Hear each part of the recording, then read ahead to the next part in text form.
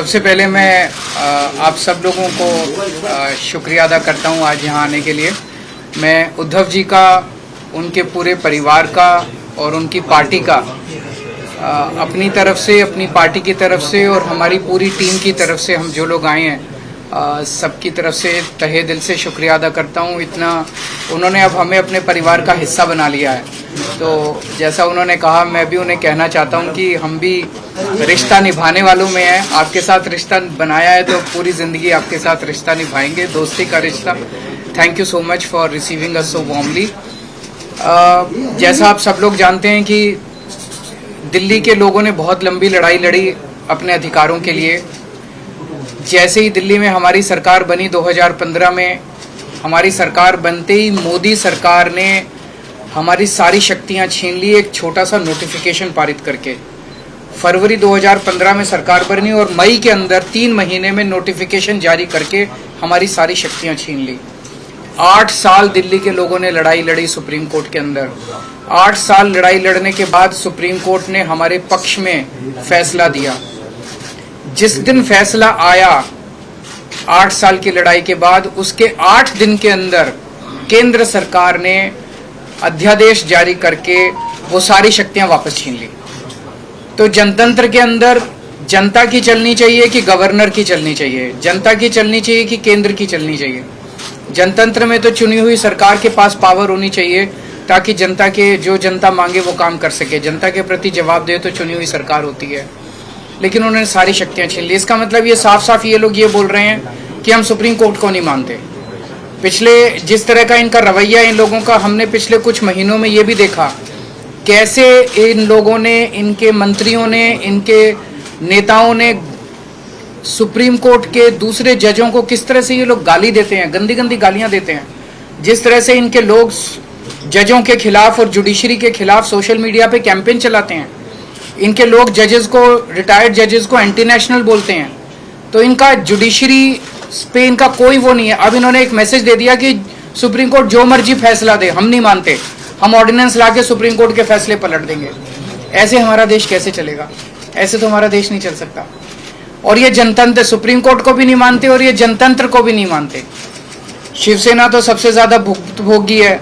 किस तरह से भारी बहुमत से चुनी हुई, जनता द्वारा चुनी सरकार को इन्होंने गलत तरीके से सीबीआई से, ईडी से, पैसे से इनके एमएलएस को तोड़ के इनकी सरकार गिरा दी।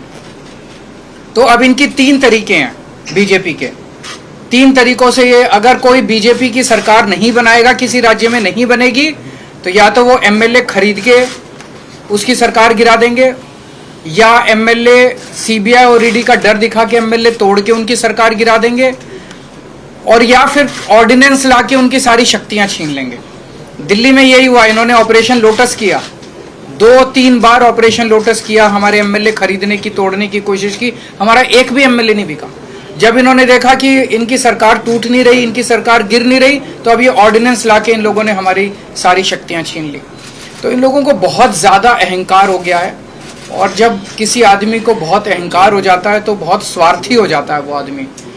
ऐसा व्यक्ति देश नहीं चला सकता जो इतने अहंकार और इतने स्वार्थ के अंदर जीता है। वो फिर देश के बारे में नहीं सोचता, वो केवल, ये ऑर्डिनेंस क्या है? ये ऑर्डिनेंस ये है कि सुप्रीम कोर्ट की हिम्मत कैसे हो गई हमारे खिलाफ आदेश देने की, हम देखते हैं। तो ये अहंकार का नतीजा है। अहंकार के अंदर जब आदमी आ जाता है तो फिर कुछ नहीं बचता है। तो मैं बहुत बहुत शुक्रिया अदा करता हूँ शिवसेना का, उद्धव जी का, कि उन्होंने दिल्ली के लोगों का आज साथ दिया। ये लड़ाई दिल्ली की नहीं है, ये लड़ाई पूरे देश के अंदर संविधान की है, जनतंत्र की है, फेडरलिज्म की है। जिस तरह से सारी देश के अंदर सरकारों को परेशान किया जा रहा है, सीबीआई और ईडी का डर दिखा के सरकारें तोड़ी जा रही हैं गवर्नर्स के जरिए। आपको जान के ताज्जुब होगा, पंजाब के अंदर इस बार बजट सेशन नहीं बुलाने दिया गवर्नर ने। गवर्नर ने कहा बजट सेशन नहीं होगा। आप सोच सकते हैं, बजट सेशन की अनुमति नहीं दी गवर्नर ने। इनको सुप्रीम कोर्ट जाना पड़ा, सुप्रीम कोर्ट से आदेश लेके आए कि बजट सेशन होगा, तब बजट सेशन हुआ। तो ये तो जनतंत्र ही नहीं बचेगा। फिर चुनाव क्यों कराते हो? फिर तो एक प्रधानमंत्री और 31 गवर्नर बैठ के अपना देश चला लें। फिर कोई मुख्यमंत्री की जरूरत नहीं, कोई कैबिनेट की जरूरत नहीं, कोई काउंसिल ऑफ मिनिस्टर्स की जरूरत नहीं। इसको हम सबको मिलकर लड़ना होगा। ये केवल दिल्ली की लड़ाई नहीं है। और शिवसेना ने हमें प्रॉमिस किया है कि जब ये संसद में बिल आएगा तो संसद में इसके खिलाफ दिल्ली वालों का समर्थन करेंगे। दिल्ली के लोगों की तरफ से मैं बहुत बहुत शुक्रिया अदा करता हूं उद्धव जी का, शिवसेना का। और ये एक तरह से सेमीफाइनल होगा 2024 का। अगर 2000 राज्यसभा के अंदर ये बिल गिर जाता है तो 2024 के अंदर मोदी सरकार दोबारा नहीं आ रही है। मैं उद्धव भगवान जी से बहुत धन्यवाद।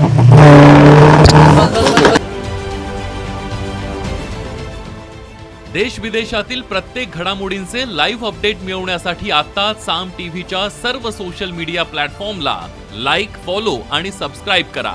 तसंच सर्व नोटिफिकेशनसाठी बेल आयकॉन प्रेस करायला विसरू नका।